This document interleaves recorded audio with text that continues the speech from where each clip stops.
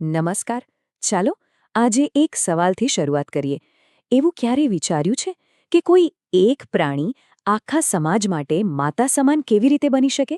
વેલ, આજે આપણે ગુજરાતના શિહોરી ગામની એક એવી જ અનોખી વાત જાણવાના છીએ. એક એવી જગ્યા જ્યાં ગાય એટલે ફક્ત એક પશુ નહીં, પણ શ્રદ્ધા અને કરુણાનું એક જીવંત પ્રતીક છે. આ અનોખી પરંપરાનો પાયો એક પ્રાચીન સંસ્કૃત શ્લોકમાં છુપાયેલો છે. ગાવો વિશ્વસ્ય માતરઃ, જેનો બહુ સીધો અને સરળ અર્થ છે ગાય સમગ્ર વિશ્વની માતા છે. પણ આ માત્ર શબ્દો નથી હો, આ તો એક એવી ફિલસૂફી છે જે શિહોરીના લોકોના જીવનમાં ઊંડે સુધી વણાયેલી છે. અને આ ફિલસૂફી એ કાંકરેજ તાલુકાના શિહોરી ગામમાં આજે પણ એકદમ જીવંત છે. અહીંયા ગાયને ફક્ત એક પશુ તરીકે નહીં, પણ એક એવી માતા તરીકે જોવામાં આવે છે જે આખા સમાજનું પોષણ કરે છે, એની રક્ષા કરે છે. તો ચાલો સમજીએ કે શિહોરીમાં ગાય માતાનો ખરો અર્થ છે શું? એ છે પોષણનું, પવિત્રતાનું અને કરુણાનું પ્રતીક.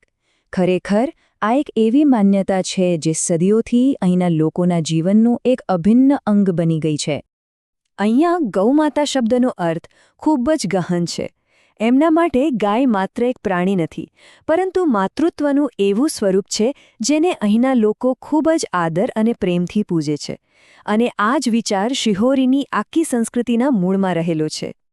પણ સવાલ એ થાય કે આટલી ઊંડી શ્રદ્ધા આવે છે ક્યાંથી? એનો સ્ત્રોત શું છે? તો એનો જવાબ આપણને આપણા પ્રાચીન શાસ્ત્રો અને આધ્યાત્મિક ગ્રંથોમાં મળે છે. ચાલો જરા ઊંડા ઉતરીને જોઈએ કે આપણા ધર્મગ્રંથો આ પવિત્ર સંબંધ વિશે શું કહે છે. એક બહુ જ જાણીતી કહેવત છે, યત્ર ગાવઃ તત્ર લક્ષ્મી. એટલે કે જ્યાં ગાય હોય ને ત્યાં સમૃદ્ધિની દેવી માં લક્ષ્મી જાતે નિવાસ કરે છે.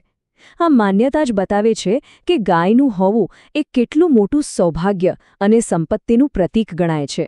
અહીં ગાયનું દરેક પાસું પવિત્ર મનાય છે, જેમ કે એનું દૂધ બાળકો માટે અમૃત જેવું છે, ગૌમૂત્ર અને ગોબરથી ઘર શુદ્ધ થાય છે એવી માન્યતા છે, અને માત્ર ગાયની હાજરી જ ઘરમાં એક સકારાત્મક ઊર્જા અને કૃપા લાવે છે. આ બધી બાબતો એના દૈવી મહત્વને કેટલી સુંદર રીતે દર્શાવે છે ને. પણ આ બધી શ્રદ્ધાની વાતો થઈ. લોકોના રોજિંદા જીવનમાં આ કેવી રીતે દેખાય છે? તો એનો જવાબ છે સેવામાં.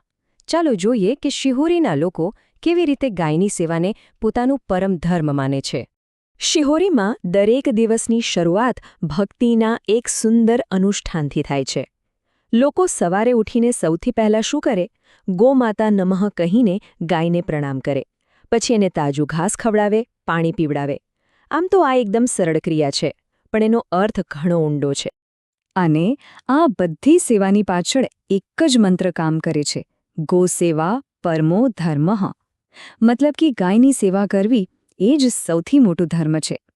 શિહોરીના ખેડૂતો માટે આ કોઈ કામ નથી, પણ એક પવિત્ર ફરજ છે. સૌથી મહત્વની વાત તો એ છે કે આ પરંપરા કોઈ ભૂતકાળનો હિસ્સો બનીને રહી નથી ગઈ. ના, એ આજે પણ એટલી જીવંત છે અને પેઢી દર પેઢી આગળ વધી રહી છે. એ ભૂતકાળને વર્તમાન સાથે જોડી રહી છે. તો સેવાનો આ વારસો આજના સમયમાં કેવી રીતે આગળ વધી રહ્યો છે?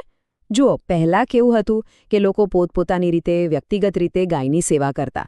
પણ હવે આખા ગામના લોકો સાથે મળીને ગૌશાળાઓ ચલાવે છે.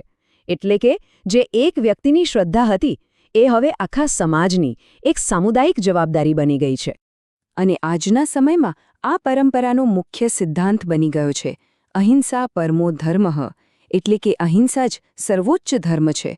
જુઓ, ગાયની સેવાથી શરૂ થયેલો આ વિચાર હવે કેટલો વિસ્તર્યો છે. તમામ જીવો પ્રત્યે કરુણા અને અહિંસા સુધી પહોંચી ગયો છે. આ બધી વાતો પરથી એક વાત તો એકદમ સ્પષ્ટ થાય છે. શિહોરીમાં આપણે જે જોઈ રહ્યા છે એ માત્ર શ્રદ્ધા કે પૂજા નથી, એનાથી ઘણું વધારે છે. એ તો શિહોરીનો અમરસાર છે, એની ઓળખ છે. ટૂંકમાં કહીએ તો શિહોરીમાં ગાય માતા પ્રત્યેનો આદર એ માત્ર એક ધાર્મિક માન્યતા નથી, પણ એક સંપૂર્ણ જીવનશૈલી છે. એમના રોજિંદા જીવનનો, એમના મૂલ્યોનો અને એમના સમાજનો એક અભિન્ન હિસ્સો છે. જીવનની સંસ્કૃતિ છે. અને અંતે આ આખી વાત આપણને એક ઊંડા વિચાર સાથે છોડી જાય છે. જીવન પ્રત્યેના આદર પર કેન્દ્રિત થયેલી આવી પરંપરાઓ આજના આધુનિક વિશ્વને શું શીખવી શકે છે? આના પર વિચારવા જેવું ખરું.